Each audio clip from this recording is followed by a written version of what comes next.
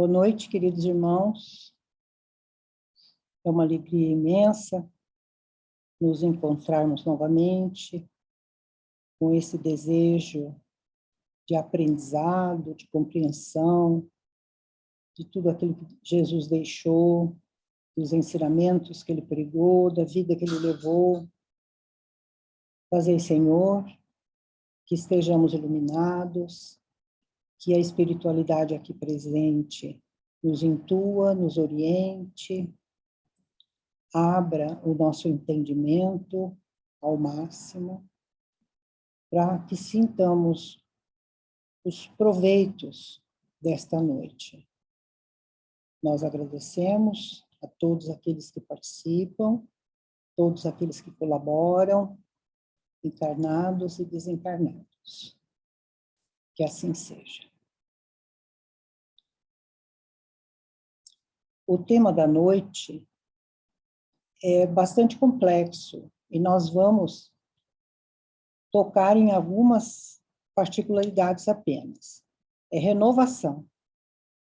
Renovação é um assunto muito dinâmico, muito presente na natureza e também no comportamento humano.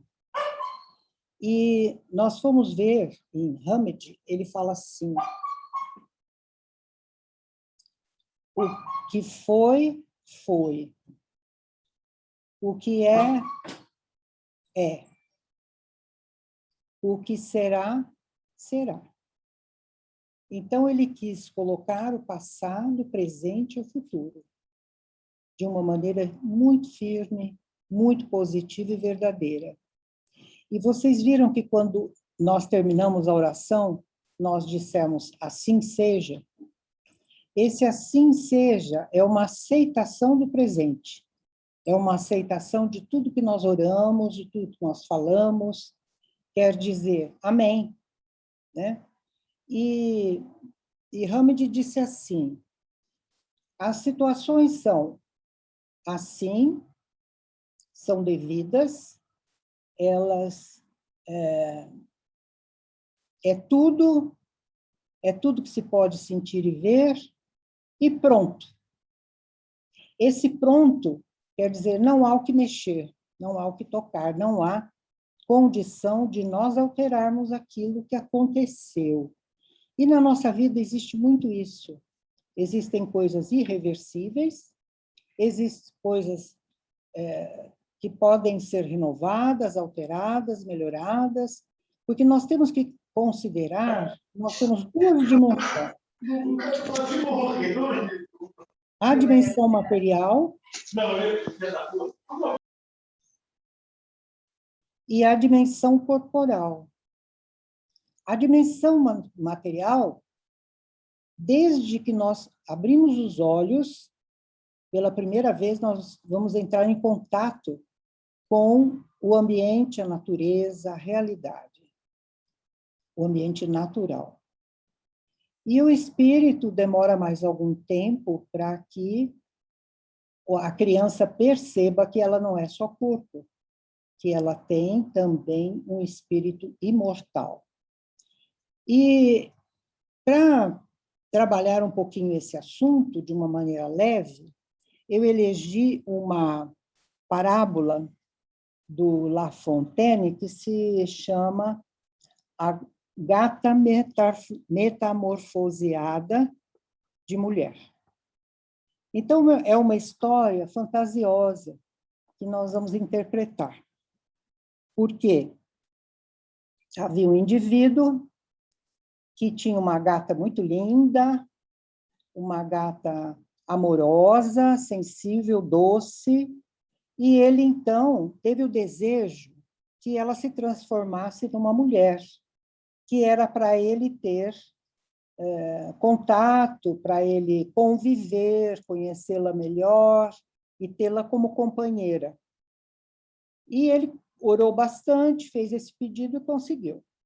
Então, ele perdeu a gata, mas ganhou uma mulher linda, uma mulher perfeita, de corpo bonito, de cabeça especial, e ele ficou muito feliz.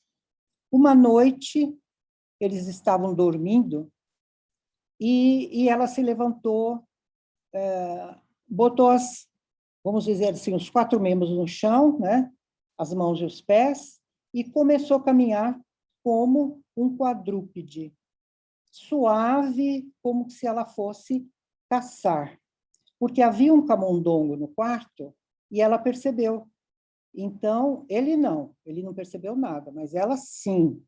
Então, ela tentou pegar o camundongo com movimentos rápidos e não conseguiu. E ele ficou meio assustado e falou assim, nossa, parece a minha gata, né?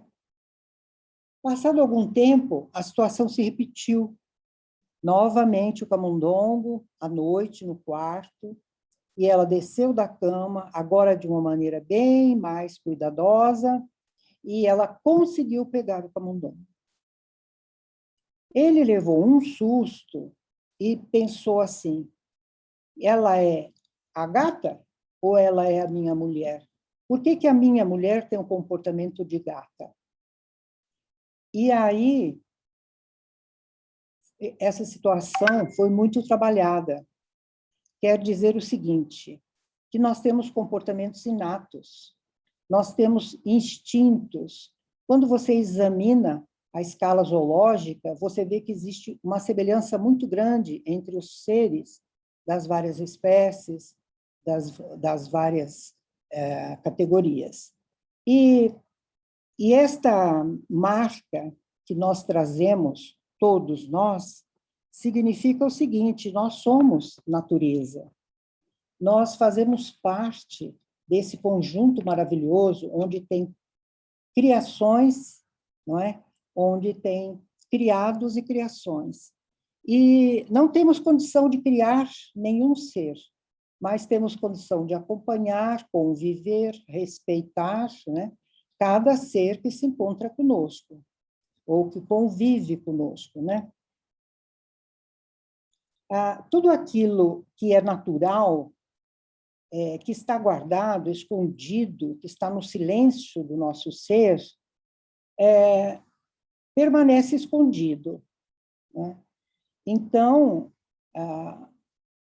hoje eu recebi uma mensagem muito bonita do Beto, que é uma frase do Exupéry.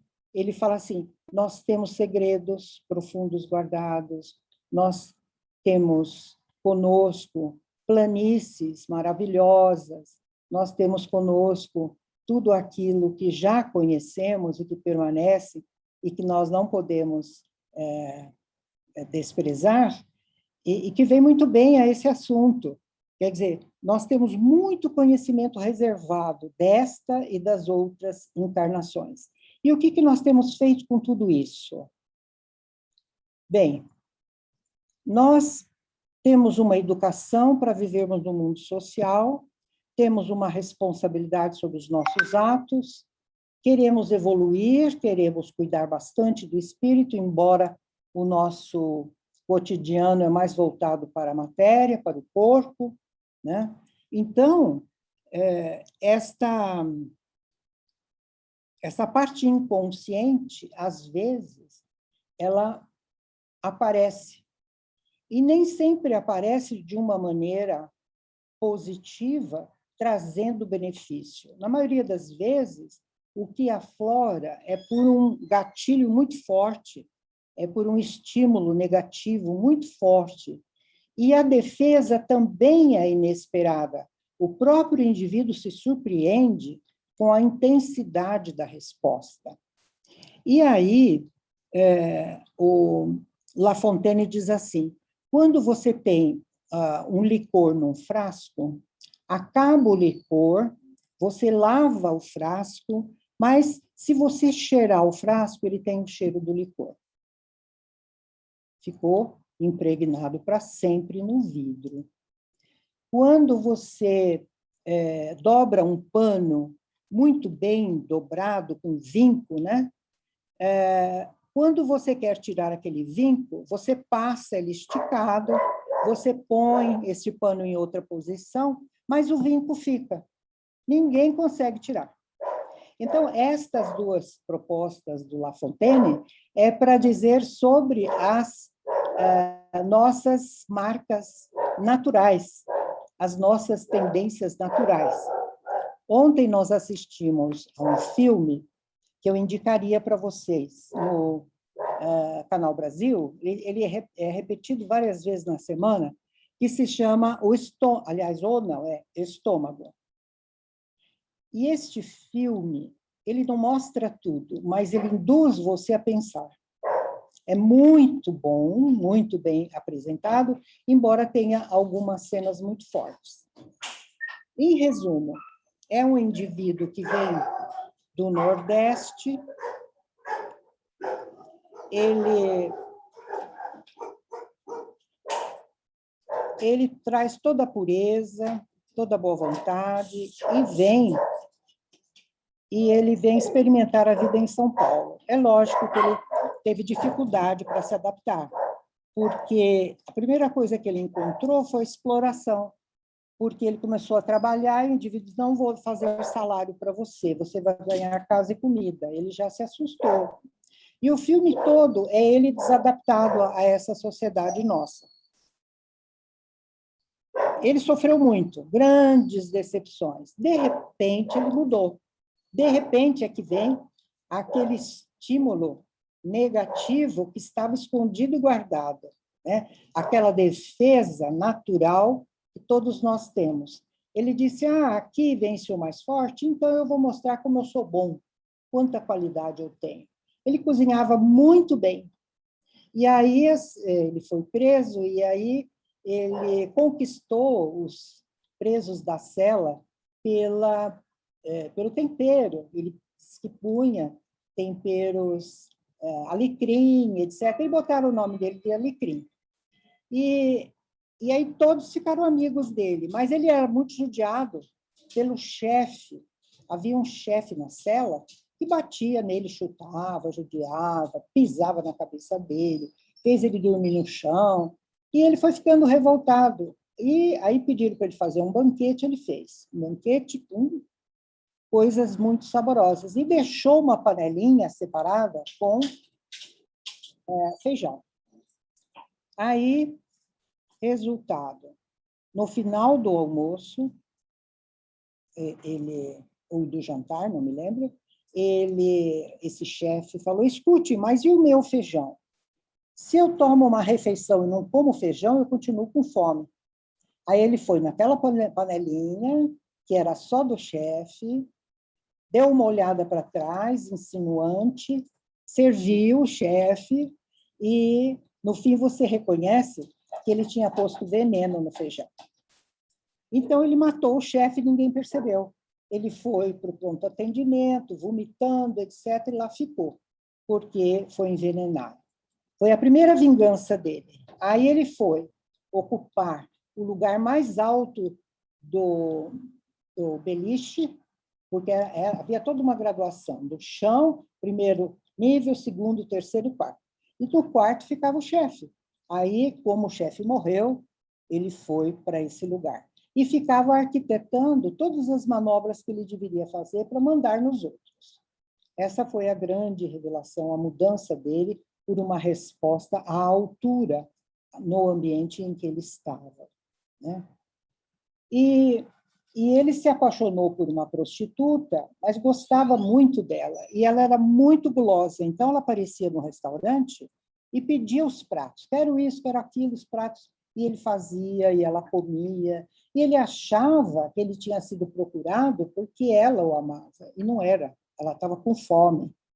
Então, aí você também analisa, né, como as pessoas se enganam em relação às outras. Às vezes se aproximam precisando de algo e não oferecendo algo, né? E ela, sendo prostituta, ela teve uma aventura com o chefe dele, ele percebeu, pegou uma faca na cozinha, matou os dois, e etc. Ele fez outras coisas que vocês vão ver. Então, aí a gente analisa assim, nossa, tão sereno, tão puro, tão amoroso, tão cheio de qualidades, como é que ele mudou, né, em São Paulo? Ele mudou para sobreviver. porque ele tinha com ele esse instinto de defesa, como todos nós temos, inato. E ele usou para eliminar o que estava atrapalhando a vida dele. E usou definitivamente, por isso que ele foi para a penitenciária. Nós somos assim também, né? Nós temos tudo conosco e precisamos saber usar bem, usar para o bem. Temos conosco, já ao nascer, uma vocação. Esta vocação quer dizer as facilidades, as tendências, os meus professores falavam os perfis. Eles não falavam personalidade, eles condenavam quem dizia a personalidade é X. Não, não é. Você tem que falar o perfil que nasce com a pessoa. Então, essa vocação, ela pode ser muito importante quando o indivíduo percebe e se encaminha para aquilo. Mas, na maioria das vezes, ele tem influência da família, dos professores, ele pensa nos ganhos, então, às vezes, ele desvia, a escolha dele não está compatível com a vocação. Mas ele deve elevar-se acima de todas as identificações, né? Porque nós sabemos o que está disponível, sabemos o que temos e sabemos o que não temos.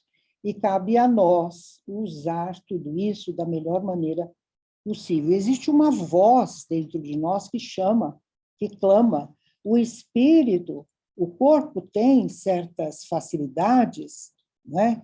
Mas o espírito, ele mostra a necessidade de cada um da mudança, da renovação, da complementação, da melhoria. Existe um termo que eu aprendi nessa pesquisa que se chama cuididade. Cuididade quer dizer, é assim mesmo. As coisas são como são. Não havia outra maneira de ser diferente. Equidade. E a verdade de cada um está em cada um. Nós não a conhecemos porque não a buscamos.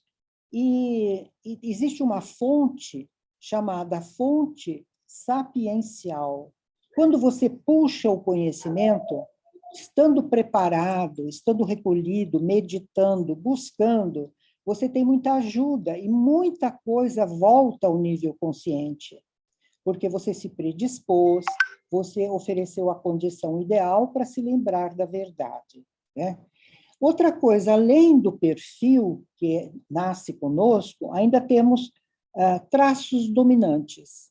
Então, quem tem facilidade para tocar instrumento, quem tem facilidade para as artes de um modo geral, quem tem facilidade de comunicação, para a escrita, enfim, para o teatro, existem traços dominantes que a família logo percebe. E é pena que desvia, né, esses traços dominantes, procurando adaptar o filho a uma profissão que dê retorno material. Essa oração, que assim seja, né, já está inconscientemente em nós. Então, ao terminar toda a oração, nós falamos assim seja, ou melhor, amém, né? Esperamos que seja assim. E reconhecemos uma impotência muito grande que nós temos e que não podemos mudar tudo, não. Não temos condição de mudar. Temos condição de melhoria. Por exemplo, quem vai lapidar um diamante, ele sabe que o objetivo dele é fazer a luz passar através do diamante, mas ele não tem condição de mudar as propriedades do diamante. Ele não tem condição de alterar a essência do diamante. Madeira é a mesma coisa. Você pode esculpir, fazer coisas maravilhosas na madeira, mas mudar a sua matéria orgânica você não pode. Ninguém tem a condição de alterar o padrão inicial. O mármore é a mesma coisa, né? Podemos trabalhar muito bem o mármore em esculturas lindas, em ornamentos, e o mármore é sempre o mesmo. Ninguém tem condição de mudar a organização interna, a composição e as propriedades do mármore, né? Então, tudo isso nós fazemos sem alterar a essência. E com o ser humano, será que nós chegamos na essência? Será que nós podemos trabalhar tão bem com o ser humano, despertando nele a essência verdadeira que ele traz e pode colocar para servir, né, no ambiente onde ele está, para ajudar quem precisa, doando-se, ampliando esse instinto? Existem pessoas que se deixam levar pelo instinto, mas existem pessoas que são tão racionais que não deixam o instinto aflorar, simplesmente anulam o instinto. E a razão, ela, às vezes, radicaliza as nossas posições, e nós temos, assim, aqueles reflexos condicionados, isto para aquilo, aquilo para aquilo, né? E que nós temos que combater. As coisas não são assim, a natureza não é assim. A natureza entra em mutação constantemente, né? Quem mostrou isso foi Darwin, quando estudou o isolamento social, o isolamento geográfico, o isolamento reprodutivo das espécies das ilhas. Quer dizer, se afastaram, eram da mesma espécie, e depois de muitos anos já não se cruzavam mais, devido às mutações. Então, são outras espécies separadas pela geografia, né? Existem leis naturais que nós temos que conhecer e respeitar, nós somos parte da natureza e respondemos para essas leis naturais, né? Temos que respeitar as leis naturais com muito respeito e humildade. O instinto, a essência inata, a tendência e a natureza fundamental, ninguém tem condição de alterar. Nós temos que reconhecer, trabalhar com eles, esses elementos, e temos que evoluir através deles. Não é possível modificar a realidade externa, mas a realidade interna, que é a nossa, está escondida, está guardada, que está reservada, nós temos sim condição de fazê-la aflorar. E aí nós nos entenderemos melhor, nós vamos renovar os nossos padrões de comportamento. Aliás, nós nem deveríamos usar esse termo padrão, né? Porque, na verdade, não é para ter padrão, é para você responder de acordo com a necessidade do momento. Padrão já radicaliza, né? E na verdade, a divina providência, como também nós podemos chamar de Deus, nos criou livres, com liberdade evolutiva, com elementos e com movimentos de renovação e modificação, com o objetivo de evolução, de melhoria, de estarmos disponíveis para as novas tarefas. E quando nós perguntamos o que foi adicionado em nós nessa encarnação, fazendo uma retrospectiva do que assumimos, do que guardamos como verdadeiro e do que estamos oferecendo e do que trouxemos.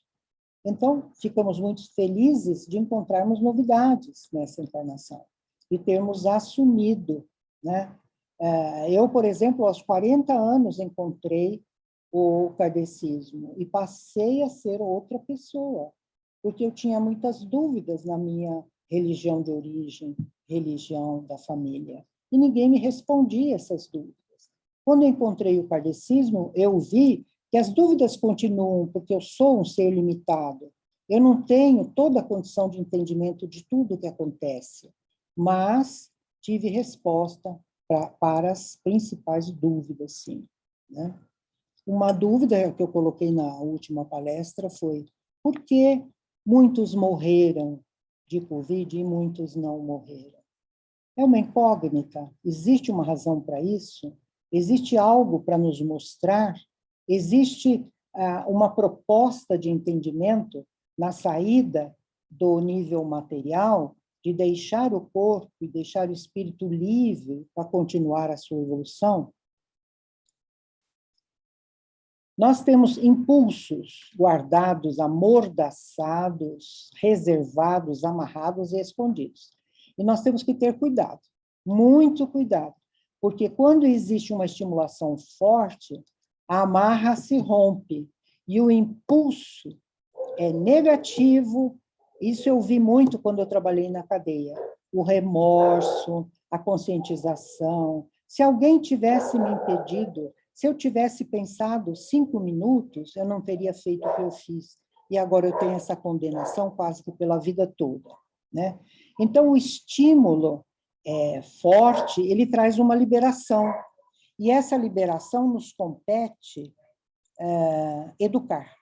Educar a liberação da resposta, que foi desencadeada pelo estímulo forte. O que é inato, o que é natural, nós não podemos eliminar de nós, mas nós temos o dever, sim, de equilibrar, deixar sair a resposta de modo equilibrado. Temos que trabalhar isso em nós para evitar um mal maior. Obrigado, queridos irmãos. Vamos, então, fazer uma prece para encerrar, agradecendo a todos aqueles que nos acompanharam nesses momentos sagrados, a todos aqueles que nos intuíram, a todos aqueles que nos deixaram com liberdade de falar, de pensar, a todos aqueles que trouxeram o equilíbrio para essa reunião, que abriram o entendimento de cada um de nós para reconhecermos as nossas limitações materiais e as nossas ilimitações espirituais. O corpo é perecível, meus queridos irmãos, mas o espírito é eterno. Que assim seja.